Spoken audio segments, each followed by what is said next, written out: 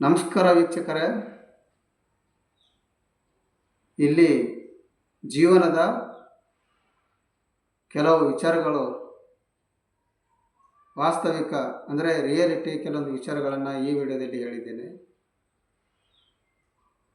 ಜೀವನದಲ್ಲಿ ಏನೋ ಇಲ್ಲದೆ ಇರುವಾಗ ತಾಳ್ಮೆ ಮುಖ್ಯ, ಆದರೆ ಎಲ್ಲವೂ ಸಿಕ್ಕ ಮೇಲೆ ವಿನಯ ತುಂಬಾ ಮುಖ್ಯ.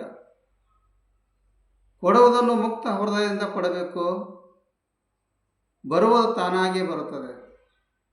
ಅದು ಪ್ರೀತಿಯಾಗಲಿ ಅಥವಾ ಸಂಪತ್ತಾಗಲಿ, ಅದು ಗೌರವವಾಗಲಿ. ಈ ಭೂಮಿ ಮೇಲೆ ಜೀವಿಸುವ ಪ್ರಾಣಿ ಪಕ್ಷಿಗಳಲ್ಲಿ ಮನುಷ್ಯರಿಗಿಂತಲೂ ಪಕ್ಷಿಗಳೇ ತುಂಬ ಹಾಯಾಗಿ ಜೀವಿಸುತ್ತವೆ. ಏಕೆಂದರೆ ಆ ಪಕ್ಷಿಗಳಿಗೆ ಎತ್ತಿಡಬೇಕು, ಬಚ್ಚಿಡಬೇಕು, ಮುಚ್ಚಿಡಬೇಕು, ಕೂಡಿಡಬೇಕು ಎಂಬ ಭಾವನೆ ಇರೋದಿಲ್ಲ. ಈ ನಮ್ಮ ಬದುಕಿನಲ್ಲಿ ಸಾಕು ಎನ್ನದ ಜೀವಿ ಎಂದರೆ ಮನುಷ್ಯನೊಬ್ಬನೇ. ಇವನ ಆಸೆಗೆ ಕೊನೆಯೇ ಇಲ್ಲ. ಆದ್ದರಿಂದಲೇ ಮನುಷ್ಯನಿಗೆ ನೆಮ್ಮದಿ ಎಂಬುದೇ ಇರುವುದಿಲ್ಲ. ಜೀವನದಲ್ಲಿ 10 ಜನರಿಗೆ ಒಳ್ಳೆಯವನಾಗಬೇಡ, ನಿನ್ನ ಆತ್ಮಸಾಕ್ಷಿಗೆ ಒಳ್ಳೆಯವನಾಗು. ಗೆದ್ದಾಗ ನೀನಾಗಿರು, ಇನ್ನೊಬ್ಬರಿಗಾಗಿ ಬದಲಾಗಿರು. ಯಾವ ವ್ಯಕ್ತಿ ಎಲ್ಲ ಸಂಬಂಧಗಳಿಗೆ ಬೆಲೆ ಕೊಡ್ತಾನೋ, ಗೌರವ ನೀಡ್ತಾನೋ, ಆ ವ್ಯಕ್ತಿಗೆ ಕೊನೆಗೆ ಸಿಗುವುದು ನೋವೇ ಮಾತ್ರ. ಯಾವುದೇ ಸಂಬಂಧದಲ್ಲಿ ಅರ್ಥವಾಗುವ ಮುಂಚೆ ಹತ್ತಿರವಾಗಬಾರದು. ಒಂದು ವೇಳೆ ಹತ್ತಿರವಾದ ಮೇಲೆ ಅಪಾರ್ಥ ಮಾಡಿಕೊಳ್ಳಬಾರದು. ನಮ್ಮ ಜೀವನದಲ್ಲಿ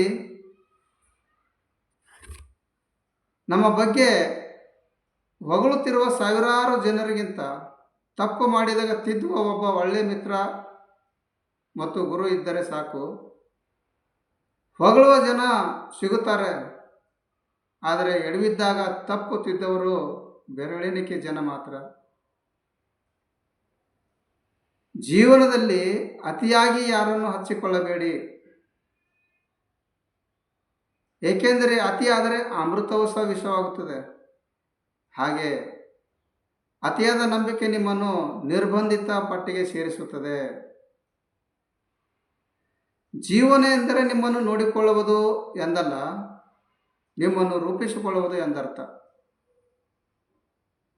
ಹೂವಿನಿಂದ ಕಿತ್ತು ತಂದ ಮಕರಂದದಿಂದ ಮಾಡಿದ ಜೇನು ಹುಳುಗಳಿಗೆ ದಕ್ಕುವುದಿಲ್ಲ ಎಂದ ಮೇಲೆ ಪರರ ಬಳಿ ಕಿತ್ತು ಮಾಡಿದ ಸಂಪತ್ತು ಉಳಿಯುವುದಾ? ಕಿತ್ತು ತಂದದ್ದು ಹೊತ್ತು ಮುಳುಗುವವರಿಗೆ ಮಾತ್ರ, ದುಡಿದು ತಿನ್ನುವುದು ಜೀವ ಇರುವವರಿಗೆ ಮಾತ್ರ. ಜೀವನದಲ್ಲಿ ಗೆದ್ದು ಸಣ್ಣವರಾಗುವುದಕ್ಕಿಂತ ಸೋತು ದೊಡ್ಡವರಾಗಬೇಕಂತೆ. ಏಕೆಂದರೆ ಜೀವನವು ಶಾಶ್ವತವಾಗಿ ನೆನಪುಳಿಯುತ್ತದೆ. ಸಮಾಜದಲ್ಲಿ ತಂದೆ ತಾಯಿಯಂದಿರು ಎಷ್ಟು ಸಂಪಾದನೆ ಮಾಡಬೇಕೆಂದರೆ ಮಗನ ಮದುವೆಯಲ್ಲಿ ವರದಕ್ಷಿಣೆಯ ಭಿಕ್ಷೆಯನ್ನು ಬೇಡದಿರುವಷ್ಟು, ಹಾಗೆ ಮಗಳಿಗೆ ಎಷ್ಟೊಂದು ಶಿಕ್ಷಣ ಕೊಡಿಸಬೇಕೆಂದರೆ ವರದಕ್ಷಿಣೆಯನ್ನು ಭಿಕ್ಷೆಯಾಗಿ ಕೇಳುವವರು ನಾಚಿಕೆಯಿಂದ ತಲೆ ತಗ್ಗಿಸುವಷ್ಟು. ಈ ಪ್ರಪಂಚದಲ್ಲಿ ಜನ ಹೇಗಿರುತ್ತಾರೆ ಅಂದರೆ, ಏಣಿ ಹತ್ತಿದ ಮೇಲೆ ತಕ್ಷಣ ಅಲ್ಲಿಂದ ಏಣಿ ಎಳೆಯುವರು.